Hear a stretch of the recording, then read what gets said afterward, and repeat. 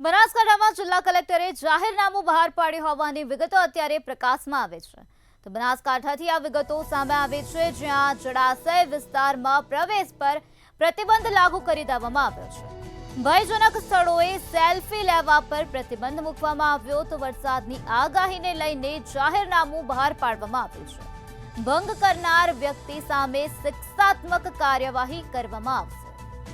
તો લોકોના હિતને ધ્યાનમાં રાખીને આ પ્રકારનો નિર્ણય લેવામાં આવ્યો છે. કલેક્ટર દ્વારા જાહેરનામું બહાર પાડવામાં આવ્યું છે. તો ભયજનક સ્થળોએ સેલ્ફી લેવા પર અત્યારે પ્રતિબંધ મૂકી દેવામાં આવ્યો છે, અને જો કોઈ વ્યક્તિ આ પ્રકારનું કૃત્ય કરશે તો તેની સામે શિક્ષાત્મક કાર્યવાહી કરવામાં આવશે તેવી વિગતો પણ અત્યારે પ્રકાશમાં આવી છે.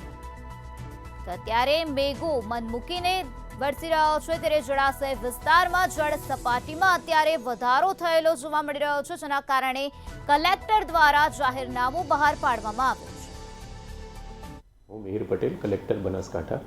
આપણે સૌ જાણીએ છીએ કે સમગ્ર ગુજરાતમાં ભારે વરસાદી વાતાવરણ છે. બનાસકાંઠા જિલ્લાની વાત કરીએ તો પાછલા 24 કલાકમાં એવરેજ 17 mm જેટલો વરસાદ પડ્યો છે. આમ વરસાદના સંદર્ભમાં હાલમાં પરિસ્થિતિ સામાન્ય છે. આમ છતાં હવામાન વિભાગ દ્વારા બનાસકાંઠા જિલ્લામાં આજરોજ ઓરેન્જ એલર્ટ આપવામાં આવેલું છે.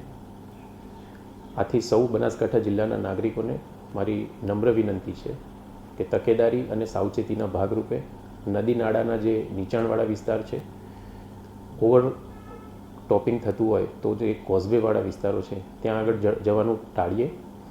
બિનજરૂરી બહાર ફરવાનું ટાળીએ અને ખૂબ વરસાદની પરિસ્થિતિમાં ઊંચાણવાળા વિસ્તારો અને સુરક્ષિત વિસ્તારો ઉપર જવાનું પસંદ કરીએ.